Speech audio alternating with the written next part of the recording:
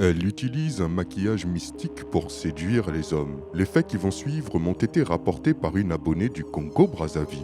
Ils se sont déroulés à Pointe-Noire, dans le quartier Mpotarok. Une jeune femme de ce quartier avait pour habitude d'exercer son activité de fille de joie dans le centre-ville. Cette dernière possédait un maquillage mystique qui lui permettait d'attirer de nombreux hommes et ainsi d'avoir une forte clientèle. Cependant, le magicien qui lui avait fourni ce maquillage lui avait formellement interdit de le partager avec quiconque. Un jour, une de ses amies lui rendit visite. Cette dernière ne pratiquait pas la même activité qu'elle. C'était une jeune femme, tout ce qu'il y avait de plus normal. Notre fille de joie sortit faire des courses et laissa son amie seule à la maison.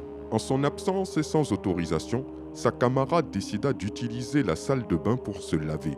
C'est alors que cette dernière remarqua le maquillage et prit l'initiative de l'utiliser pour se faire belle. La fille de joie rentra, mais ne remarqua pas que son amie avait mis son maquillage. Elles sont alors sorties pour se promener dans la ville et boire un verre. Alors qu'elles marchaient dans la rue, de nombreuses voitures s'arrêtaient pour draguer la camarade de la fille de joie. Mais cette dernière refusait toutes les avances qui lui étaient adressées. Cela éveilla la suspicion de la fille de joie qui lui demanda si elle avait utilisé son maquillage. Son amie lui répondit que oui. « Grosse erreur, ma chérie, lui dit la fille de joie.